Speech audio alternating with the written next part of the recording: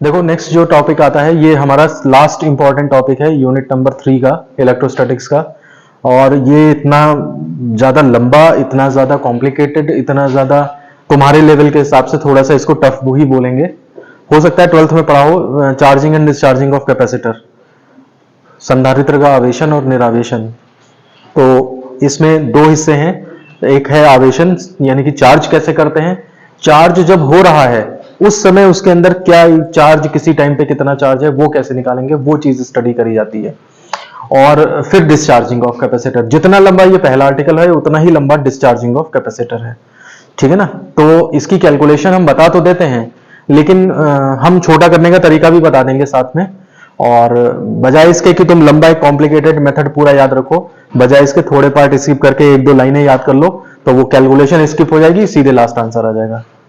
समझ रहे हो बात को? पता लगा सब पूरे के चक्कर में हम कुछ भी नहीं कर पाए, भूल गए सब कुछ। तो इससे बेटर है कि इतना तैयार करके जाओ कि तुम वहां पे कुछ लिख पाओ, ठीक है।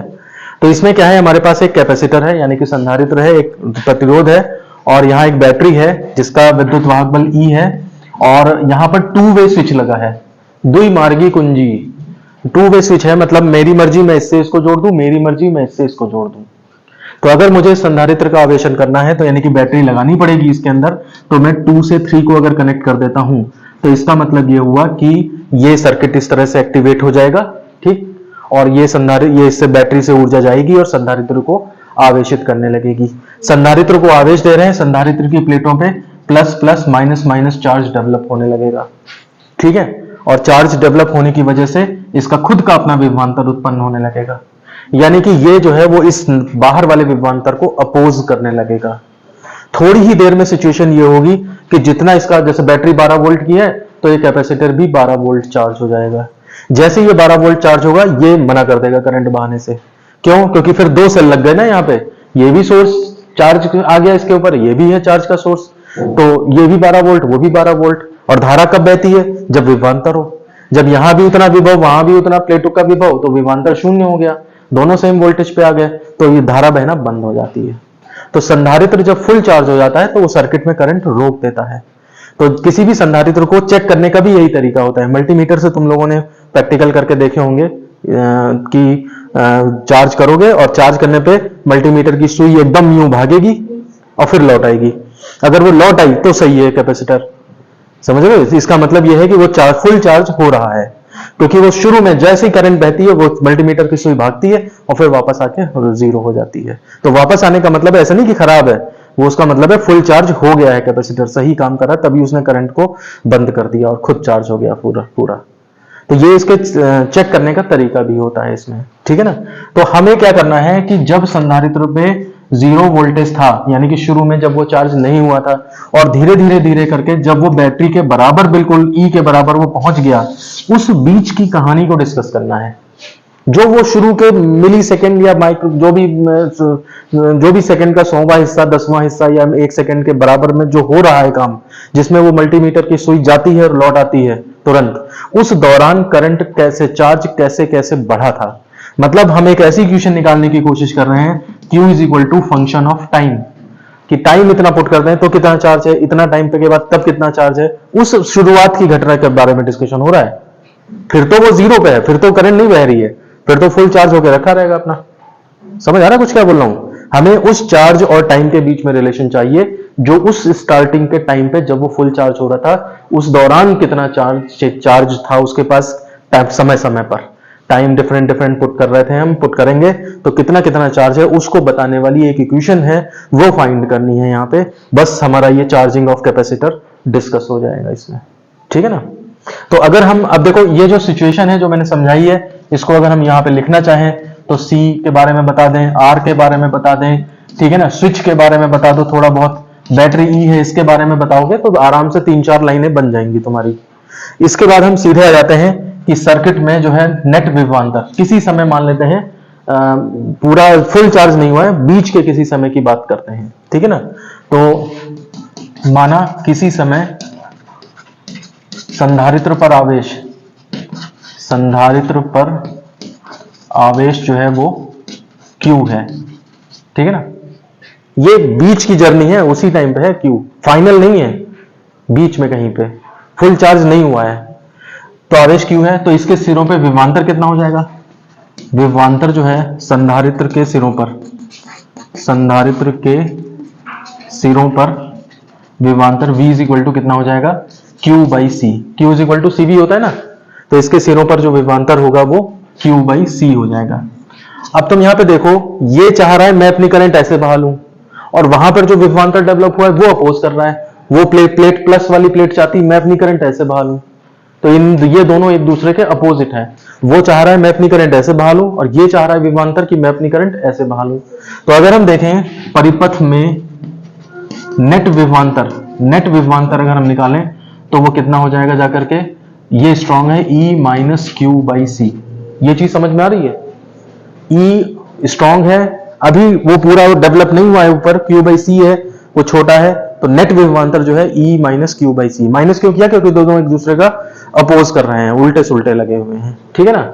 अब इसमें क्या करते हैं हम? Using V is equal to I R, Ohm के नियम से जो है वो हम ये फॉर्मूला लगा देते हैं। तो V की वैल्यू, विभवांतर कितना है यहाँ पे? E माइनस क्यू अपॉन सी, समझ रहे हो, इज इक्वल टू परिपथ में प्रतिरोध R है तो आई आर। ये इक्वेशन हमारी फ्रेम होकर के आती है। अब देखो यहां से हम एक डिफरेंशियल इक्वेशन सॉल्व करने जा रहे हैं। डिफरेंशियल इक्वेशन मतलब अवकल समीकरण, तुम लोगों ने नहीं पढ़ा है। ये जब थर्ड सेमेस्टर में पहुंचोगे, वहां पे अप्लाइड मैथ्स थर्ड आएगी, वहां पर ये चीज समझाई जाएगी। तो यहां पर हम उसके बारे में ज्यादा कुछ नहीं बता रहे हैं, तुम बस देखते जाओ कि जो कर रहे हैं वो सही है कि नहीं, वो हमें समझ में आ रहा है कि नहीं। अदरवाइज यहां पर एक डिफरेंशियल इक्वेशन बनाई जाएगी, अवकल समीकरण बनाई जाएगी और उसे सॉल्व किया जाएगा। वो तरीका फिर मैं उसे वेरिएबल सेपरेबल बोलते हैं, वैसे वहां पर जाकर के चरों में पृथक्करणीय समीकरण, लेकिन यहां पर उसको बताने से कोई फायदा नहीं है, ठीक है। मैं इसलिए बता रहा हूं कि जब मैं वहां पर मैथ्स पढ़ाऊंगा तब तुम्हें ये याद दिलाऊंगा कि देखो इस तरह से वहां पे था। तो इसमें क्या है, ये सी एलसीएम ले लें, तो E C minus Q is equal to I को D Q upon D T लिख सकते हैं इंटू आर। देखो क्यू और टी में समय रिलेशन चाहिए था ना, ये यहाँ आई को D Q by D T करा, अब यहां से जो है वो Q is equal to something बनाया जा सकता है इक्वेशन, ठीक है ना। तो इसमें क्या हो जाएगा, आर को नीचे ले लो, E C minus Q upon R C is equal to D Q by D T. यहां से डी क्यू के नीचे ई सी बाई क्यू आ जाएगा, E C minus Q is equal to और D T by R C, इस तरह से बनता है। अब देखो इंटीग्रेटिंग बोथ साइड, तो ध्यान दो ये हो जाएगा 1 upon E C minus Q D Q is equal to integral 1 upon R C D T. Limits क्या क्या आएंगी, तो तुम देखो क्यू समय शुरुआत में 0 था, 0 से लेके अब टाइम t पहुंचा है, 0 से लेके टाइम t पहुंचा है। और चार्ज क्या था, पहले कुछ भी चार्ज नहीं था कैपेसिटर पे, अब कितना हो गया है q। समझ रहे हो बात को। अब देखो यहाँ पे ये 1 अपॉन टी का इंटीग्रल क्या होता है, 1 अपॉन एक्स का इंटीग्रल, ये तो इंटीग्रल कर सकते हो, ये पढ़ रखा है लॉग, तो ये हो जाएगा log E C minus Q, और क्यू के गुणांक जो वेरिएबल है उसके गुणांक से डिवाइड, समझ रहे हो। अगर कुछ और होता है क्यू के साथ 3 4 लगा होता है तो उससे भी डिवाइड हो जाता है, ये तरीका तो मालूम है इंटीग्रेशन का। और under limit 0 to Q is equal to 1 upon R C constant, यहाँ पे T limit 0 to T. Next line में देखो ये हो जाएगा अपर लिमिट, तो log E C minus Q minus lower limit 0 रख दो, तो लॉग ई सी बस माइनस 0 खत्म। ये माइनस जो है वो माइनस स्टार्टिंग, ये ब्रैकेट लगा लो तो माइनस ये स्टार्टिंग में लगा हुआ है is equal to 1 upon R C, और यहाँ पे upper limit minus lower limit यानी कि टी माइनस 0। ये माइनस उधर ले जाओ, और इसको जानते हो क्या कहते हैं, लॉग जब something minus something log something तो अपॉन में हो जाता है, तो ये हो जाएगा log E C minus Q upon E C, minus उधर ले जाओ तो is equal to minus T by R C. अब देखो दोनों तरफ e की घात चढ़ाने पर, तो ये हो जाएगा e to the power log E C minus Q upon E C is equal to e to the power minus T by R C. e log 1 होता है, तो ये E C minus Q by E C is equal to e to the power minus T by R C. ये separate कर दो तो 1 minus Q by E C is equal to e to the power minus T by R C. यहां से ये इधर ले जाओ, वो इधर ले आओ, तो Q by E C is equal to हो जाएगा 1 minus E to the power minus T by R C. Q is equal to यहां से तुम्हारा हो जाएगा E C, Q is equal to E C bracket 1 minus E to the power minus T by R C. एक बार मैं इसे फिर से रिवाइज करा देता हूं, क्योंकि सारी कैलकुलेशन, सारी कॉम्प्लिकेशंस, सारी जो कठिनाई थी वो हमारी लगभग खत्म हो गई है। यही कैलकुलेशन थी जो केवल इस वजह से टफ लगती क्योंकि ये डिफरेंशियल इक्वेशन पड़ी नहीं है, लेकिन उसको इस तरह से समझो तो आसान लगेगा। यहां पर क्या था, एक कैपेसिटर था और एक रेजिस्टेंस था और ये टू वे स्विच था। हमने यहां से 2 और 3 को सबसे पहले कनेक्ट किया ताकि ये कैपेसिटर चार्ज हो जाए। चार्जिंग के दौरान किसी समय पर उसके ऊपर आवेश जो है वो सपोज Q है, ठीक है ना। तो हमने उस टाइम पे विभवांतर देखा, परिणामी विभवांतर ये है और V equal to I R लगा दिया, I को dQ बाई dt करा और फिर उससे डिफरेंशियल इक्वेशन सॉल्व करते गए और लास्ट में हमारे पास जो है इक्वेशन जो है वो Q is equal to E C 1 minus E to the power minus T by R C आई है। ठीक, अब ये इसके बाद अभी हम कुछ चेंज करेंगे और एक इक्वेशन और आ जाएगी। मेरा कहना यह है कि ये इक्वेशन फ्रेमिंग के बाद और यहां तक की कहानी ये स्किप करी जा सकती है पेपर में। अगर पेपर में आए और टाइम कम है, तुम्हारे पूरा टाइम है तो करो, कोई दिक्कत नहीं है, लेकिन मान लिया 2 ही नंबर में आई है तो फिर इतना सारा थोड़ा ना करेंगे। तो ये इक्वेशन जो है अभी आएगी चेंज होकर के, उसे याद कर लेंगे और फिर सीधे यहाँ पे जब ये फ्रेमिंग हो जाए तो हम कहेंगे इस उपरोक्त डिफरेंशियल इक्वेशन यानी कि अवकल समीकरण को सॉल्व करने पर हमें ये मिलता है सीधे।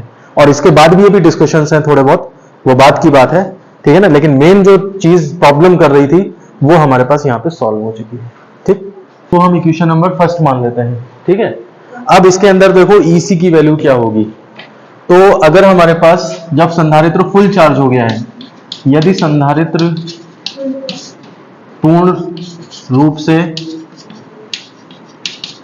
आवेशित होने पर प्लेटों पर आवेश Q0 है, तो ये वो सिचुएशन है जब 0 वोल्ट से E वोल्ट तक ये चार्ज हो चुका है, ठीक है। कैपेसिटर फुल्ली चार्ज्ड है और इसके ऊपर चार्ज इकट्ठा होते होते और मान लिया वो Q0 पर पहुंचता है। तो उस समय पर अगर हम यहां पर फॉर्मूला लगा दें Q is equal to CV, ये वाला फॉर्मूला लगा दें, ठीक है ना। तो ये सिचुएशन क्या बनेगी, प्लेटों पे चार्ज Q0 है उस टाइम पे, कैपेसिटेंस तो C ही रहेगी और इसके ऊपर विभवांतर कितना हो जाएगा, जितना ये है, क्योंकि तभी तो E अपोज करके करंट 0 कर देंगे, तो इसलिए V की जगह E आ जाएगा।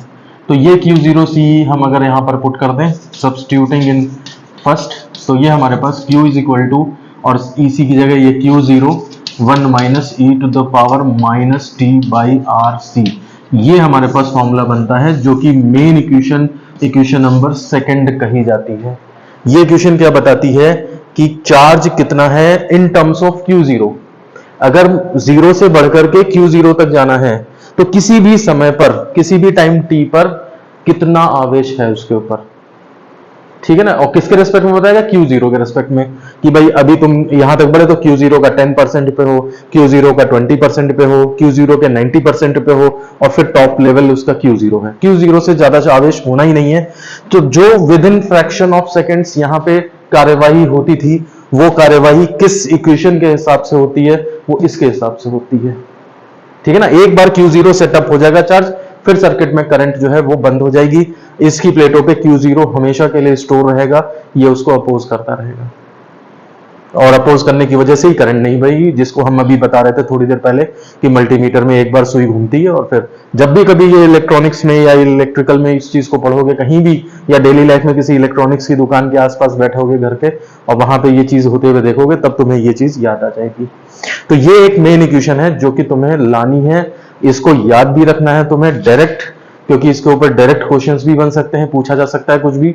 और जैसा कि मैंने बताया था कि यहाँ पर पेपर में अगर टाइम कम है तो यहाँ तक करने के बाद और यहाँ पर लिख सकते हो कि इस डिफरेंशियल इक्वेशन, इस अवकल समीकरण को सॉल्व करने पर हमें ये प्राप्त होता है। बस उस तुरंत वो आधे पेज में या एक पेज में तुम्हारा क्वेश्चन बन जाएगा जा करके। अब अगर तुम्हें ये नहीं याद है तो फिर यहाँ पे अगर अटक गए, वहां पे अटक गए, तो फिर आगे का रास्ता नहीं पता लगेगा। समझ रहे हो बात को। तो इसलिए कभी ये बीच बीच के स्टेप्स ध्यान रखने चाहिए हमें, ताकि अगर हम यहाँ पे कहीं भूल गए कि छोड़ो, फिर ऑन सॉल्विंग वी गेट, ये आ गया बस खत्म, अगला स्टेप लिख दिया तुमने वहां पे अब सॉल्व कैसे हुआ, क्या हुआ, वो सब उसी लैंग्वेज में छुप जाएगा। बस काट पीट नहीं मचानी है, कि ऐसा नहीं करना है कि यूं काट दिया। ये अगर तुमने काट दिया वो दिखेगा साफ साफ, तुरंत समझ जाएगा एग्जामिनर कि तुम्हें जो है वो हड़बड़ाहट है, या नहीं आता है, या कहीं से नकल मार रहे हो। कई चीजें दिमाग में आती है उसके। अब तुम तो वहां समझाने के लिए हो नहीं, वहां पे तो वो जो अंदाजा लगा लेगा वो कर देगा, उस हिसाब से तुम्हारा काट पीट देगा या नंबर दे देगा या जो भी है उसके दिमाग में। तो ये मतलब एक पूरा प्रोसेस होता है कि कॉपी चेकिंग कैसे होती है। खैर बहरहाल, अब ये q is equal to Q0 1 minus E to the power minus T by R C है। इसमें सबसे पहली बात अगर हम देखें कि एज टी इंक्रीजेस, ठीक है ना, जैसे जैसे समय बढ़ेगा तो E to minus T by R C जो है वो माइनस की वजह से कम होता जाएगा, और कम होने की वजह से ये अमाउंट माइनस की है कम होती जा रही है, यानी कि ये बढ़ता जाएगा। तो जैसे जैसे समय जो है बढ़ेगा, स्मॉल q जो है वो इंक्रीज करेगा। इसको हम शॉर्ट में ऐसे लिख सकते हैं, एज t इंक्रीजेस q जो है वो भी बढ़ेगा। क्यों? और वास्तव में होना भी यही है, जीरो से बढ़ते बढ़ते बढ़ते बढ़ते चार्ज बढ़ता ही जाएगा, तभी तो q जीरो हो रहा है। और वो कैसे एक्सपोनेंशियली बढ़ रहा है, ठीक है ना। तो नोट फर्स्ट में तो ये हो जाता है। नोट सेकंड में हम क्या कर सकते हैं, इसका ग्राफ बना सकते हैं। तो देखो ग्राफ किस तरह से होगा, ये हमारे पास क्या हो गया, ये हमारे पास समय का अक्ष हो गया, इधर हमारे पास आवेश हो गया। आवेश जीरो से बढ़ते बढ़ते कहां तक जाना है, Q जीरो से ऊपर जा ही नहीं सकता। Q जीरो जो है वो तुम्हारा मैक्सिमम टारगेट है, यहां तक ही चार्ज हो सकता है। और एक्सपोनेंशियल अगर बढ़ रहा है तो वो एक्सपोनेंशियल का ग्राफ होता है इस तरह से, ये इस तरह से होगा, ये वाली लाइन को कभी टच नहीं करेगा, ठीक है ना। ये माना जाएगा कि t equal to E to the power लगा हुआ है ना, तो t इक्वल टू इनफाइनाइट पे कहीं जा करके वो उसे टच करेगा। समझ रहे हो बात को। तो ये तुम्हारा जो है वो अगर ग्राफ आ जाता है कि कैपेसिटर जो है चार्जिंग कैसे ले रहा है ना। चार ग्राफ बना दिए, एक में उन्होंने सीधी लाइन कर दी है ना, एक में कुछ इस तरह से कर दिया, एक और तो तुम्हें पहचानना पड़ेगा कि एक्सपोनेंशियल वाला ग्राफ कौन सा है। एक नंबर का क्वेश्चन इस तरह से बन सकता है ये, ठीक है ना। देखो इसमें नोट नंबर 3 आता है आरसी परिपथ का या सीआर परिपथ का कालांक। सीआर परिपथ मतलब ऐसा सर्किट जिसमें कैपेसिटर लगा हो, रेजिस्टर लगा हो, है ना, प्रतिरोध और संधारित्र लगे हो, तो वो सीआर सर्किट होता है। तो उसके अंदर एक टर्म डिफाइन करी जाती है कालांक, ये 2 नंबर में अलग से आता है। तो एक्चुअली यहां इस इक्वेशन को ध्यान से देखो, इसमें क्या है, जो ये e to the power minus T by R C होता है, ये है ना। तो तुम यहां पर देखो, अगर ये 1 में माइनस हो रहा है तो 1 अगर विमाहीन है तो इसे भी तो विमाहीन होना चाहिए। समझ रहे हो बात को, क्योंकि समान विमाओं वाली चीजें ही घटेंगी या जुड़ेंगी। तो अगर ये विमाहीन है तो ये भी विमाहीन होना चाहिए। इसका मतलब ये होगा इसकी पावर में कोई विमा नहीं आनी चाहिए, क्योंकि विमा आ गई तो फिर विमाहीन कैसे होगा, फिर घट नहीं पाएगा।